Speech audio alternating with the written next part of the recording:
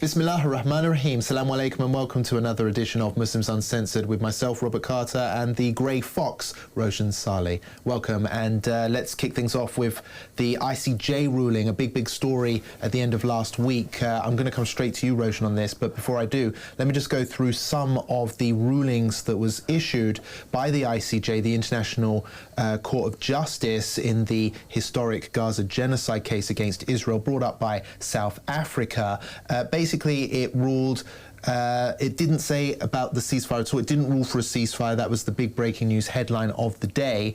However, they did also rule that they had jurisdiction on covering this case, something which Israel had attempted to get them to throw out, that they didn't have jurisdiction on this.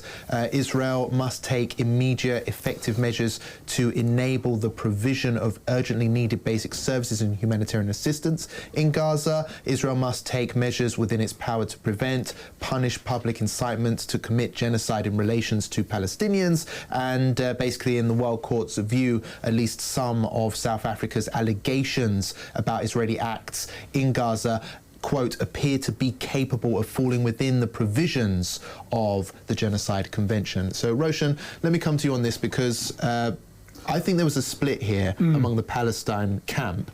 A lot of people were celebrating this as basically like a win for the Palestinian cause, but others actually, including some Palestinians too, were basically very angry at the ICJ for failing to call for a ceasefire and were basically saying, well, ultimately they've given Israel more time to commit genocide. Just, you know, make sure you feed the Palestinians before you kill them. Try not to kill so many innocent people. Limit your actions, but basically allowing them to keep engaging in this military action in Gaza. What's your take on it? I think the Palestinians themselves were disappointed. And that's who I take my lead from. I think because obviously they're getting massacred, they're getting killed. It's a genocide, it's an obvious genocide. And it's the most documented genocide in probably the history of the world in terms of everyone can see with their own eyes what's happening every day. Yet the World Court will not call for a stop to military action. I mean, that is the least they should have done. The least, yeah, absolutely. The least. I think that is the majority view in Palestinian circles. They don't have any faith in this court anyway. They've been shafted by the international community and international institutions for many years now, so they have no faith. But I think pro-Palestinians outside of Palestine, who are more westernized and have more faith in international justice and aren't getting massacred, quite frankly, themselves. You know, they're living in the West, like us, in comfort. And they took a more optimistic view. So, oh, we can call for BDS now. We can call it a genocide. So, all right, fine, you can there. I'm not saying there were no positive outcomes from this ruling. And generally, if we look at it dispassionately, the Israelis were upset about this ruling.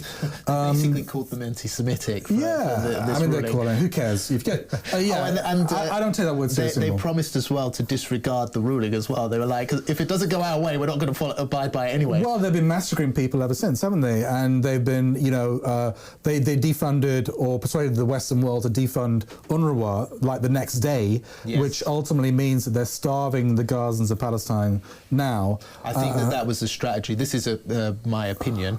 I think that was a strategy pre-planned to basically punish the international community over the ICJ rulings. Basically, if you don't do what we want, we'll find a way to basically get back. They're vindictive, aren't they? Absolutely, that's how I see it. But the point you mentioned there, Roshan, I will challenge you on that because there were Palestinians like the Palestinian ambassador to the UK. Oh yeah, but he'll say that. He's fatter, right? He's fatter. Yeah, so obviously he's going to take a more nuanced view. He has family in Gaza. True. He has lost some loved ones too, and he's adamant. No, this is a historic win for the Palestinian cause. But he's going to take a political position. I actually admire him over. I mean, I don't admire fatter politicians at all because I think they're sellouts.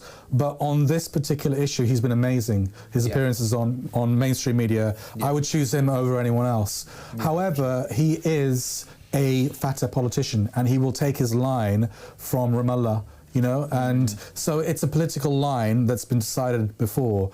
Look, I think it's clear to me that most Palestinians were disappointed. Most pro-Palestinians outside of Palestine were putting a positive spin on it. I just think we should have higher standards. I think the very least they should have done is call for a ceasefire, like they did with Russia in the Ukraine issue. It's obviously a corrupt court. I don't place any faith in it. They obviously vote along political lines as well. They didn't want to, they realized this is so obvious that they had to say something which was in favor of the Palestinians, because otherwise the whole credibility of the court comes into question. But they didn't go as far as they should have. That's all I'm trying to say.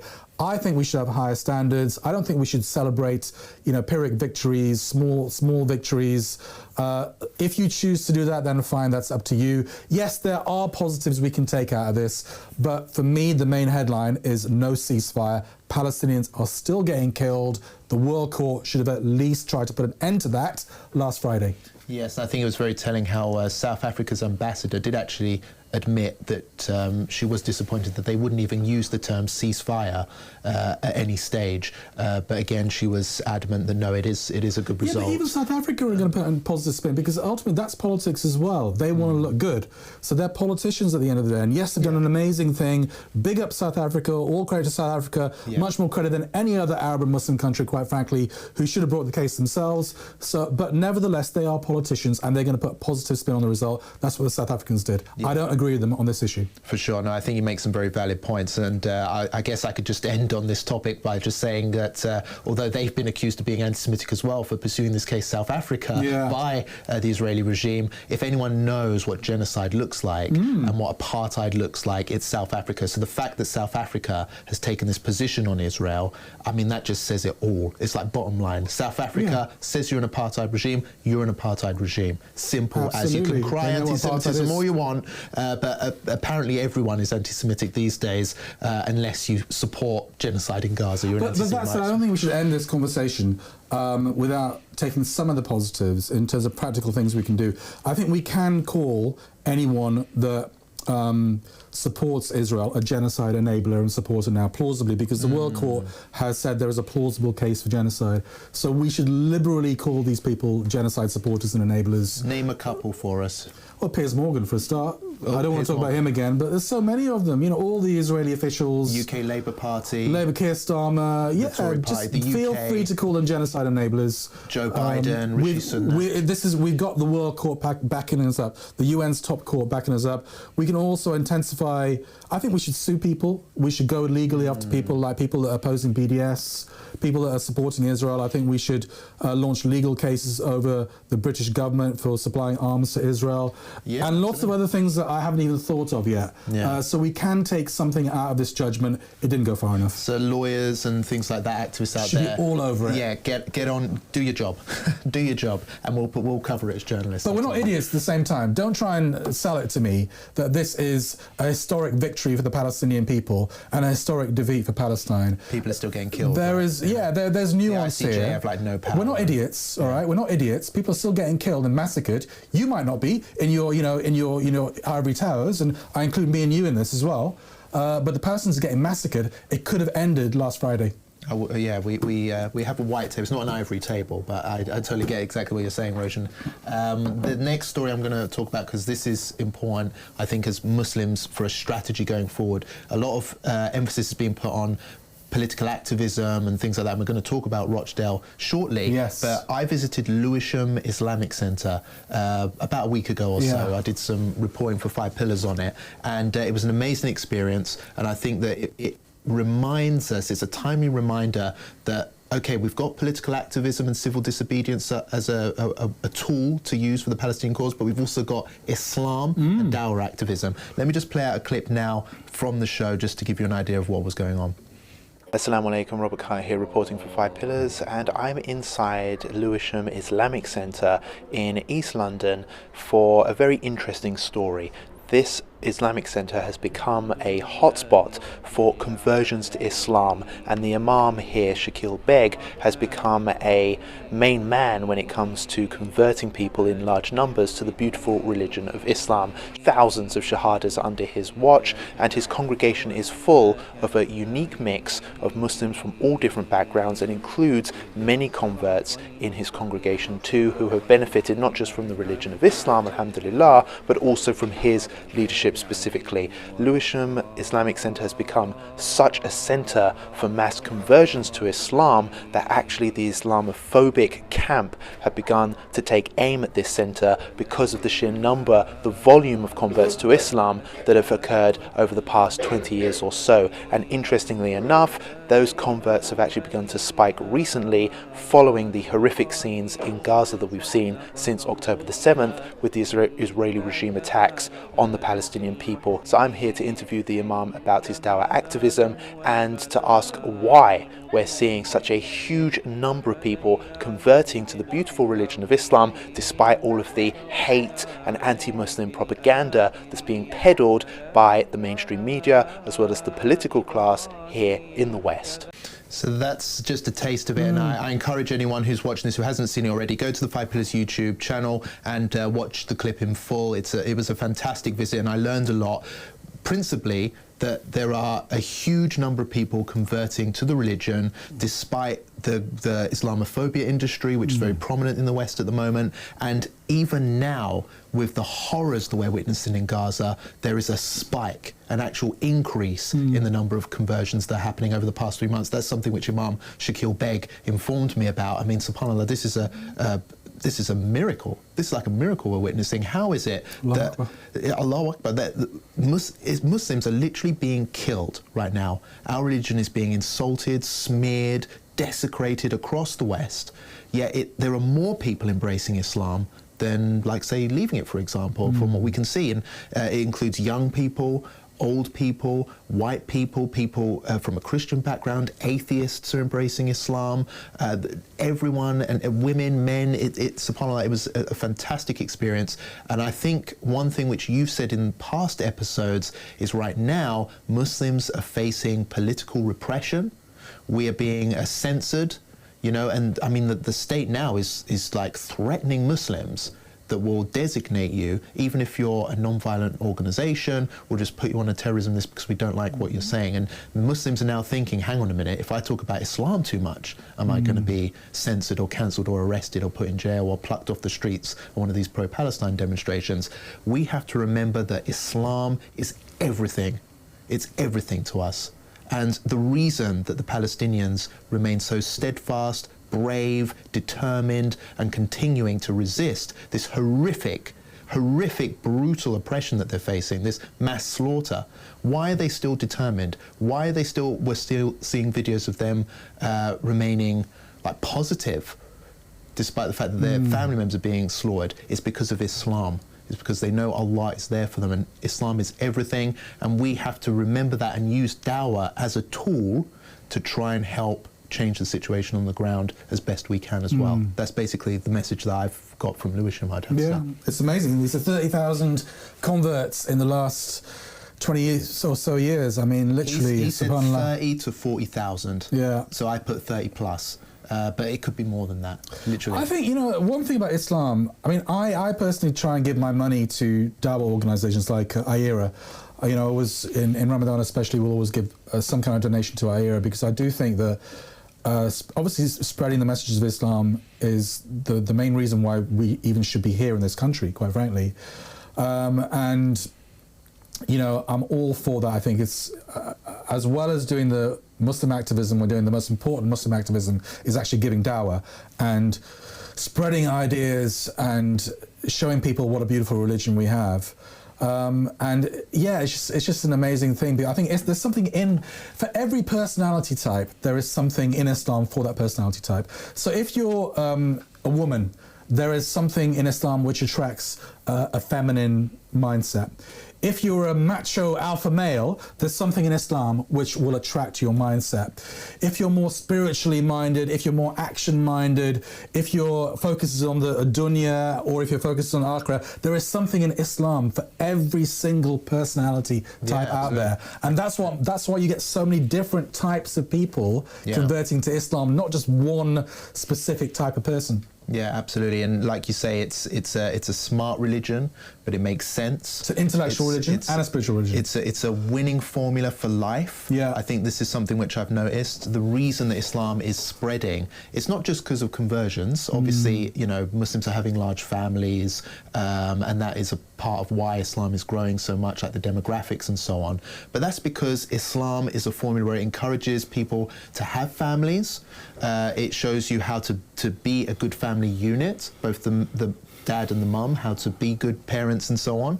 And it also is a religion which is successfully being passed on to the next generation. And studies have shown this, that most kids, when they learn about Islam, they accept it. It makes sense, it's normal, it's a good way to live. But when you look at Christian families, that's not the case. In fact, it's harder for Christians to pass on their religious beliefs to the next generation because they see everything else happening, and they pick the liberal, secular life, the life of decadence that the West offers them now. But Muslim community is the opposite. They go, no, we've got our way of life, it works for us, we're happy with it, this is us, this is our identity, this is everything for us. So let's remind ourselves that inviting people to Islam, dawah is incredibly important. When I found Islam, it was a life-saving moment for me. That's how I see it. I was saved on that day. And when I saw all of these like youngsters, these teenagers, people who were exposed to a potential life of crime in Lewisham, finding Islam and then transforming their life for the better. Now they're like learning Arabic, they're studying, they're getting a job, you know, they're becoming helpful, productive members of society. Their family members are noticing a positive change in them, away from crime and towards something decent in their life. Islam is saving people's lives, and every person we can invite to Islam, we've saved that person. That's how I see it. And I think Imam Shakil Beg, mashallah, he should be like Man of the Year, shouldn't he? Honestly, he deserves, inshallah, Allah rewards you for all of the good effort you guys are doing, not just the Imam, but also his team in Lewisham, at Lewisham Islamic Centre. You guys have made yourselves a hotbed for conversions and providing the infrastructure for Muslims, including new converts to Islam, to not only embrace the religion, but actually to remain steadfast, to learn about the religion, to stay on track, and to stay with it, because obviously it's not just about converting to Islam, it's also about, you know, nurturing the individual, teaching them the religion and keeping them on the straight and narrow, inshallah, and that takes a lot of work. The Lewisham Centre is doing that. Yeah, I mean, the last thing I want to say on this topic is that what you just said about having a transformative effect on your life when you convert to Islam. Also, I would encourage Muslims who are officially Muslims and even practicing Muslims, Islam can have a transformative effect on your life as well, because let's face it, lots of Muslims, we take our religion for granted, and I've definitely done this in my life as well. And, you know, but, you know, just doing something as simple as focusing on prayer and learning how to pray properly instead of just going through the motions, you know, praying with khushu', you know, praying with concentration, and, you know, learning the meaning of your words that you're saying, realizing at your core that you are in the presence of Allah, that this is the most important thing that you're going to be doing on that given day. You know, kind of focusing on prayer to an extent where you're building your life around prayer rather than building your, you know, the other way around, you know, and focusing on the movements and the significance of the movements, not just sujood, but the other postures and movements as well, and just being very present in your prayer. Even that will have a transformative effect on your life. You won't become the perfect Muslim, none of us are. We'll still make many, many mistakes, but it's not just about conversions, it's also about Muslims becoming better Muslims. Absolutely. I could talk about this and for us first. Yeah, absolutely. I could talk about this for hours. The holy month of Ramadan is coming up, so inshallah we will get an opportunity to talk about this more so. But definitely, brothers and sisters, make sure you comment in the comment section below as well. Many converts may watch this as well, and they appreciate it when you express support for them and words of advice, that type of thing. Roshan, let's go back to politics now, because Rochdale by-election here in the UK is coming up very, very soon. And what's significant about this is it's an opportunity for Muslims in this country who are furious at the ruling Conservative Party, furious at the Labour Party over their stance on Gaza, to potentially throw a spanner in the works and upset things. George Galloway, a well-known figure, former politician, a former Labour man once upon a time, he's running as an independent candidate, and he's well known for being, you know, pro-Palestine, for appealing to a Muslim voter base in past campaigns, that type of thing. He's running in Rochdale. What's your predictions? What do you think the options are? Yes. How do you make of all of it? Well, let's go through the options. I mean, look, there's no date set for this by-election, but it's likely to be towards the end of February. Definitely before, definitely before the next general election anyway, because I think the next general election probably won't be till the autumn. So they will hold it. There's about a 30% Muslim population in Rochdale, so very big. Significant. Very significant. And don't forget that in a by-election, around 40% of people will vote anyway. So, that 30% is a significant amount, especially if they do vote. So let's run through the options. I mean, 5 pillars, we're not taking a definite line on this yet, apart from the fact that Labour has to be punished. That is the non-negotiable outcome that we have to get from this election. Muslims, this is your first chance at the ballot box to express your discontent and anger and disgust at the Labour Party for backing the genocide in Palestine. Now, of course, the Tories, they do the same, but the Tories don't look for our votes, and we don't vote for Tories generally, whereas we do vote for Labour, although that has been declining over the years, quite rightly so. But we have to, if our community is to be taken seriously as a community with a lobby vote, then we have to make a clear point to the Labour Party this election that if you take us for granted, we are going to punish you at the ballot box. So that is the goal. That's the overarching goal. How we get there is up for debate. So let's go through the options. Option 1 is, and the easiest way to defeat Labour at Rochdale is to vote Tory. If Muslims did that en masse, Labour would definitely lose. However, I don't think it's possible for us to persuade Muslims to vote Tory. So for that reason alone, it's a non-starter. Yeah. Second option is to vote for George Galloway. Now, if you vote for George Galloway, and I think Muslims will probably come to the conclusion that they will vote for George Galloway, like they did in Badley and Spen. The same issues surrounding George Galloway existed then as they do now, but Muslims concluded locally that he was the best guy to hurt Labour. And I think they will conclude that again, but I'm not sure. Now, if you vote for George Galloway, you're going to split the Labour vote and probably let the Tories in, but you will hurt Labour. And it's a positive vote because he's a pro-Palestine person. However, lots of Muslims will have hang-ups about Galloway because he's perceived not to have been a good MP in Tower Hamlets, or I think it was Bethnal Green, East London anyway, and in Bradford as well, when he won those elections on the back of the Muslim votes. His views on Syria, China, Russia, Iran, etc. have been very, very controversial for a lot of Muslims, and therefore a lot of Muslims will probably campaign against him, and they will say, don't vote. However, I feel, based on Batley and Span, that the community will put that to one side, and they will vote for Galloway with their eyes open. They will not expect him to be a great MP. They will not expect wonders from him. They will not expect him to be the perfect person on a host of issues. However, based on Palestine and the fact that he has experience campaigning and as an MP and as being a voice of Palestine in Parliament, they will vote for him for that reason. The other option is to, sorry I'm going on about here, but I just want to go through all the options. Fine. The other option is to vote for another candidate, an independent Muslim candidate. That person doesn't exist, so let's discount that.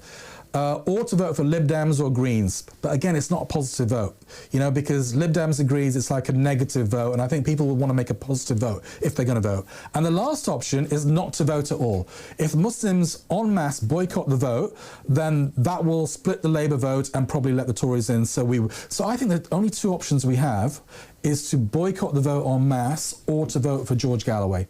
This is my thinking at the moment. I might change my opinion. And I think out of those two options, I think it'll be quite difficult to persuade Muslims to boycott en masse the vote. And I think, because I think Muslims naturally will want to vote for something. And therefore, time of action. Yeah, and therefore I think at the moment my personal thinking is that the sensible thing to do would be to vote for George Galloway at that election. However, leave your comments in the comment section if you disagree with me or agree with me, and I'm actually willing to listen and change my mind on this one if I'm persuaded. What do you think, Robert? Do you think, I want to ask you one question before I give you my opinion. Do you think Galloway actually has a chance to win?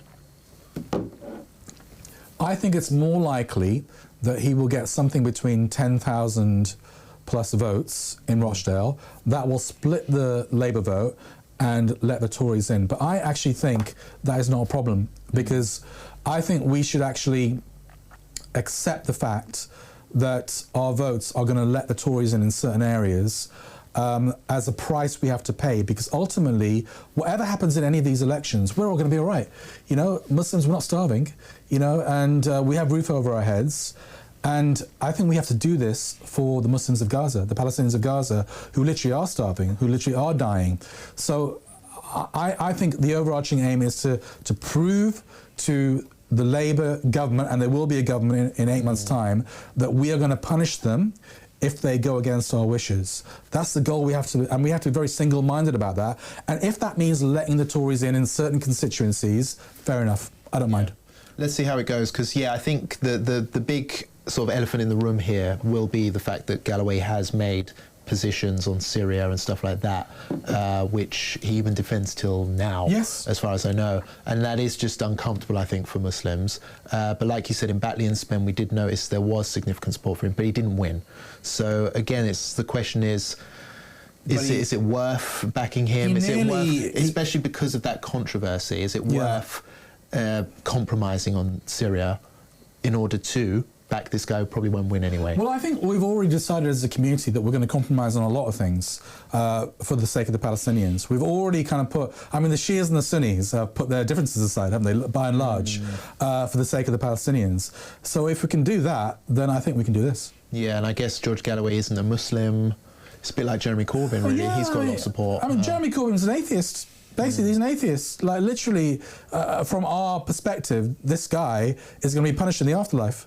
You know, that's, I mean, it's like, you know, I mean, I was mentioning off camera to you and to Jamal, our colleague over there earlier, you know, the case of Abu Talib. I'm obviously not kind of trying to paint a direct comparison, but Abu Talib was a good guy in the dunya sense. He helped the Prophet ﷺ in his mission, and there's a lot to praise for him, about him in his life. But from a Sunni perspective anyway, you know, he died a kafir, he died a mushrikeen, and he will be punished in the afterlife because of that. So we can't make these people our leaders. We can't make George Galloway our leader. We can't make Jeremy Corbyn our leader. However, we can praise them for certain actions that they undertake which benefit us as Muslims in this world. Yes, absolutely. I must say, I am looking forward to the by-election because of the fact that it will be the first opportunity for us to test how the Muslim reaction and how much strength the Muslim reaction will have in this local vote. And obviously that's like, a test for what could happen during the general election. The Labour Party, one thing I'm happy to say is the Labour Party are clearly bricking it. Keir Starmer and the rest of these Zionists are literally terrified, and they know the fact that Muslims hate them at the moment. And there's actually reports in The Guardian, I think it was released today, in fact, which is reporting that they're going to put out a campaign to basically target the Muslim community to try and rally some support back and to reform their image ahead of the general election. So they are scared. And the fact, Labour bricking it. the fact that they're shivering in their boots brings me some solace, because of the horrific position that they've taken on this. I just hope that we can, like you say, punish them in the ballot box. I think we can, because this is such an anti-Palestine party, and it has been for such a long time. This should have happened years ago. The Muslims should have turned on Labour en masse years ago. They've warmed up to it, we've seen it, but this should have this is a long time coming. Yeah, since 2003 in the Iraq War, I think, generally. Yeah, absolutely. Yeah, but Labour are scared. I don't think we should be, I don't think there's anything we can do to stop Labour forming the next government. I think that, you know, we're a minority community in this country. It's obvious. I think they are going to win. However, we can reduce their majority, and we could make Keir Starmer a weak prime minister with a small majority, rather than, you know, a strong prime minister with a landslide victory. Yeah, just get a couple of good independents in there who, for once, might actually represent Muslim causes properly, unlike all of these so-called Muslim MPs within Labour and the Tory party who never really support us at all, do they? Roshan? I heard some idiot on LBC, unfortunately from our community, say basically that we've got to have a Labour government because then they're gonna kind of help the poor people of this country, and we're poor compared to the rest. Literally, that selfish little so and so. Like literally, he's fairly naive. All right, just so he can get his Amazon parcels, you know, more quickly, and he can get his, you know, he can buy a flat screen TV and give his children private education or whatever. He's going to put that ahead of people dying in Gaza. I mean, how selfish are we? I mean, that person in particular. Whoever you are. Well, Let's go to the next story, because this one again is very important. It's taken us over to Canada now, so we're going international. There's basically a boycott campaign being spearheaded by Canadian Muslim organisations against the Prime Minister Justin Trudeau, and it's over many reasons, including the position that Canada has on the Gaza genocide and its stance in sympathising with Israel, basically, but also growing Islamophobia, failed promises to tackle the rise of Islamophobia in Canada, and it happened on the anniversary of the Quebec City mosque shooting. I think it was the 7th anniversary since that horrific day, and basically there's been a lot of failed promises made to tackle this issue, which have led to this kind of mutiny by Canadian Muslims. I'll play out a statement now by Stephen Brown, the CEO of the National Council of Canadian Muslims, who issued a damning statement aimed at Justin Trudeau. My fellow Canadians, today I stand before you joined by hundreds of many Canadian Muslim leaders from across the country. We come here today because today is the 7th anniversary of the Quebec Mosque Massacre. However, today, we, representing the vast majority of the Canadian Muslim leadership from coast to coast, have officially canceled our meeting with the Prime Minister. At this moment, we no longer think it's productive to speak with this Prime Minister. Over the last 3 months, we've heard our government offer justification and cover for the killing of innocent men, women, and children in Gaza. We've watched as they stood quietly by while journalists were targeted and killed.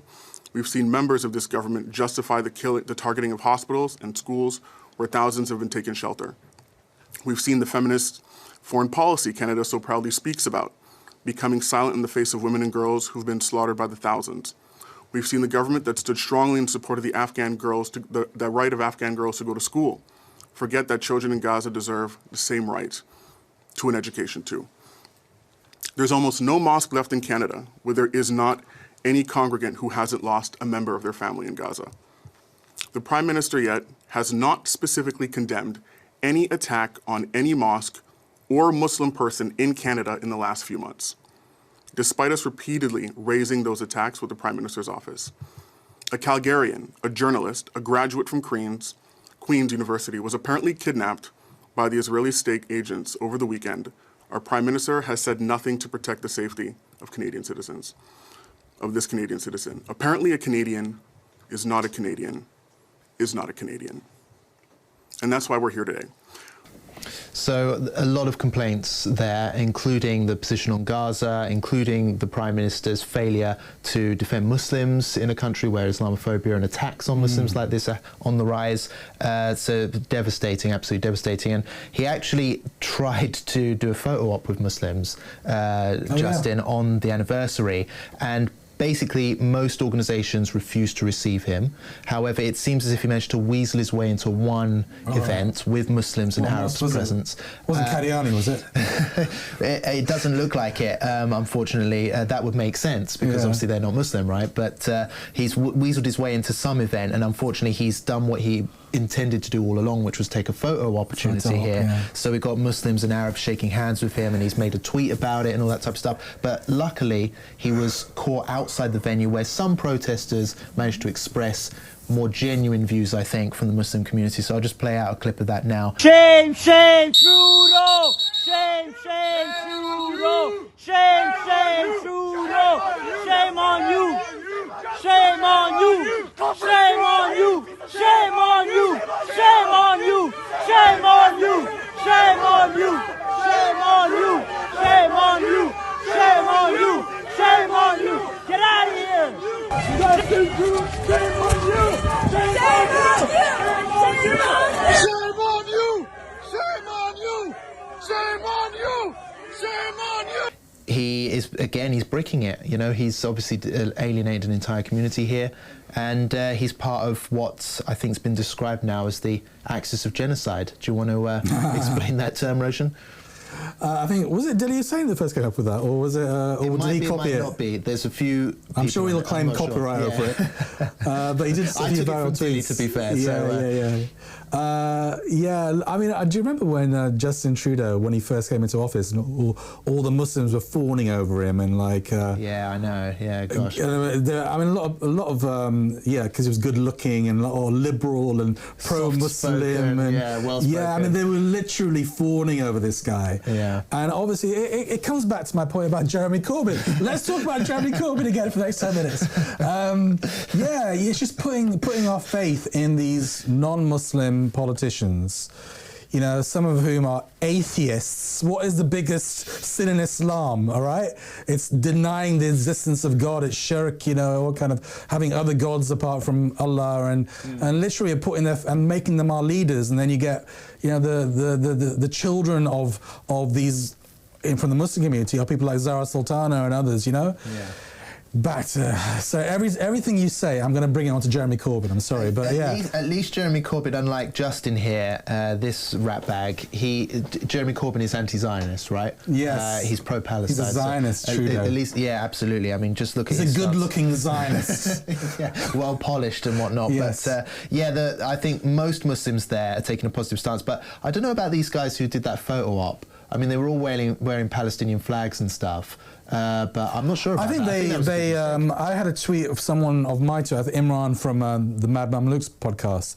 He tweeted my tweet about this, and he said those people now have abrogated the right to wear the kufaya and the Palestinian flag, given that they invited this hardcore Zionist for a photo op. They've got some explaining to do, I'm afraid. Yeah, I think so. I mean, come on. I mean, I'm sure they would say something like, well, it's better to have dialogue. Maybe we can change his opinion. All right, have it behind closed doors then. No photo opportunities, sorry. Yeah, all right, fine. I don't mind meeting my enemies, but I'm not going to have shaking their hands, giving them a photo opportunity. I would do it behind closed doors and have a very tough conversation with them behind closed doors. I think you've got to be very naive as well, like seriously deluded, in fact, if you think that having a conversation with this guy who heads one of the countries of the axis of genocide is going to somehow change his mind on it. It's been 3 months, nearly 30,000 innocent kids, civilians killed, including mostly women and children in Gaza. If he's going to change his mind, he would have done it after the first kid got slaughtered. Do you know what I mean? Not like 30,000 innocent people killed. Oh, actually, do you know what? Maybe I should change my mind now. No, he's dead set on supporting this colonialist project in Arab and Muslim lands. But it's good to see the Canadian... I've always thought North American Muslims... I've never been to North America. I've never been to Canada or America. But I've always had this suspicion that North American Muslims... A lot of them are sellouts, you know, and coconuts and whatever. And obviously they're very affluent compared to us in the UK, and they've enjoyed the fruits of the West and whatever.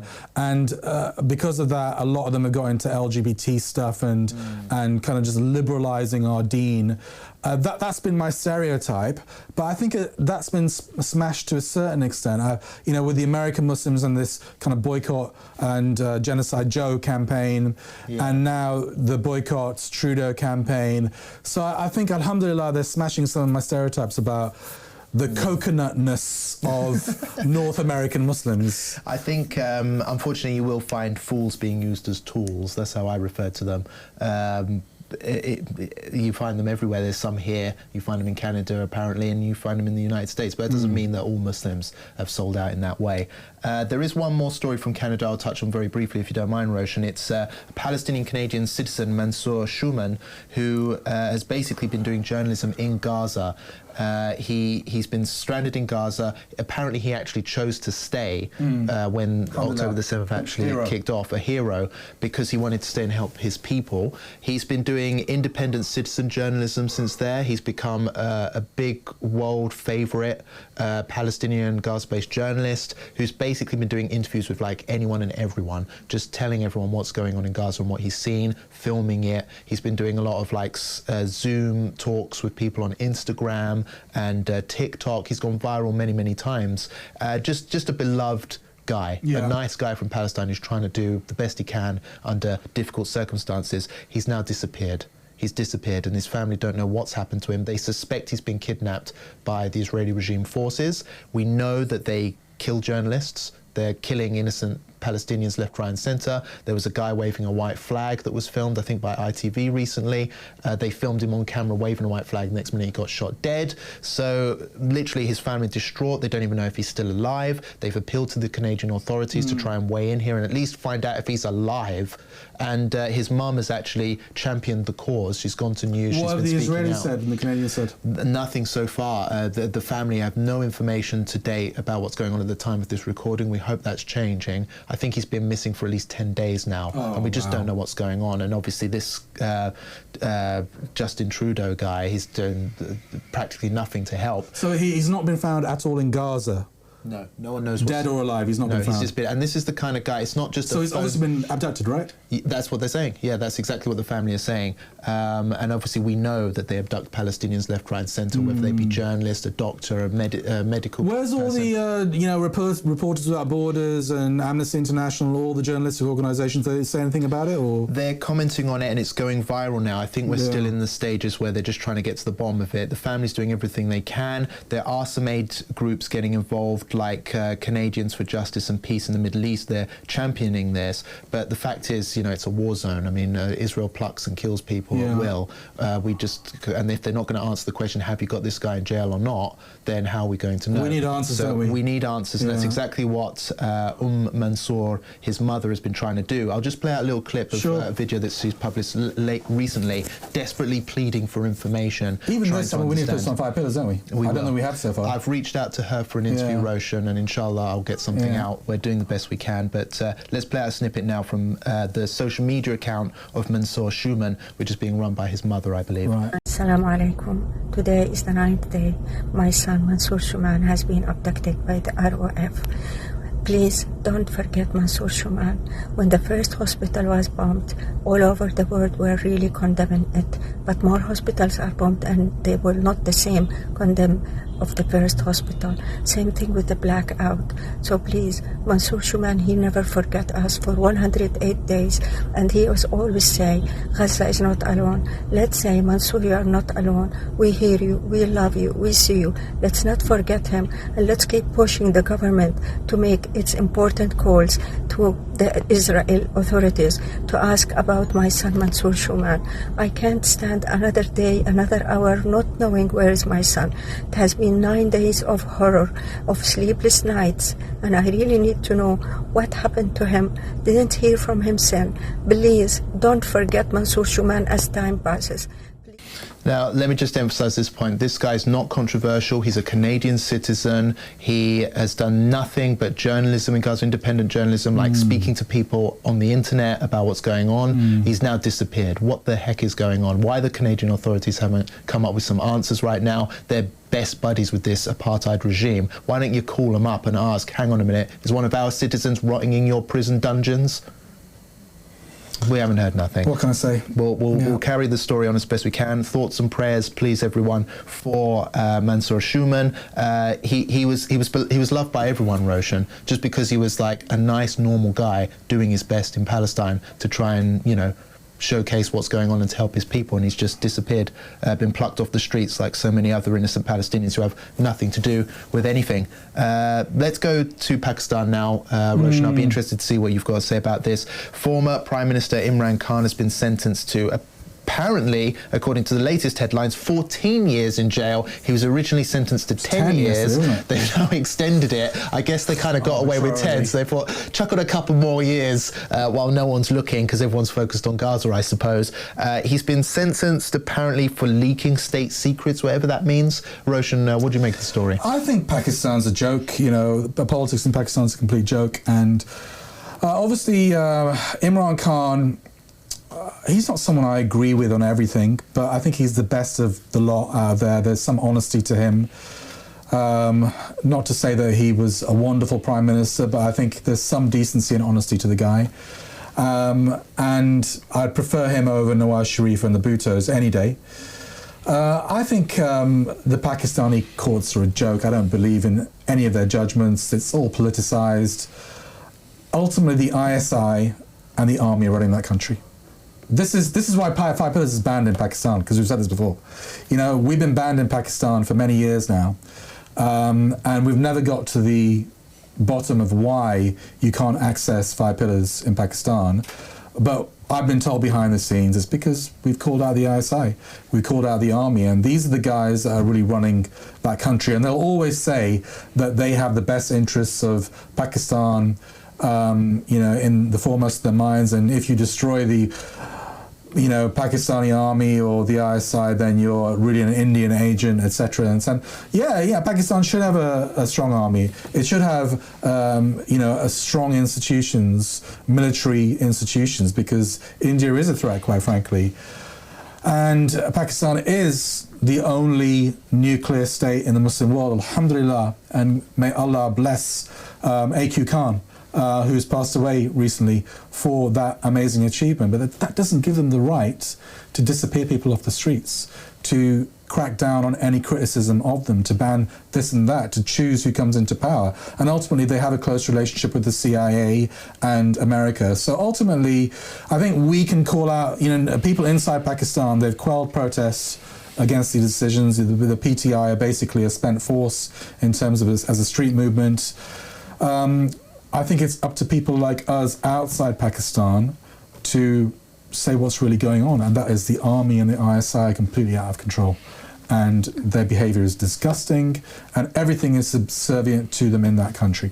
Where do you think it's going to go in Pakistani? I talk to Pakistanis all the time, and they're very despondent about what's happening to their country, and it's obvious a dictatorship, and a dictatorship behind the scenes. And I don't have much hope, really, but we'll see how it plays out, and I just hope that, some semblance of normality can return to that country. I have no answers. Unfortunately, that is the last topic of today's show, and it's a bit of a downer, isn't it? Normally we end on something a bit more positive. But is there anything positive to say from last week? Last week, I think just my conversion story at Lewisham Mosque. Maybe we should have ended on that story. I think definitely check it out. Despite the fact that everything is seems to be going against us. Hope of converting the West brings me joy. It's amazing, isn't it? SubhanAllah, despite the fact that, the West is a criminal terrorist entity. And I think we realise that now. Those that didn't realise that, the West is we're living in the scene of the crime here, And despite the fact that Muslim countries are a mess as well, quite frankly, and a lot of them are even worse than the West in their cracking down on Muslim, despite all that, and the media being against us, Muslims are converting, or non-Muslims are converting to Islam in droves. And there is a revival going on amongst Muslims themselves, an Islamic revival going on.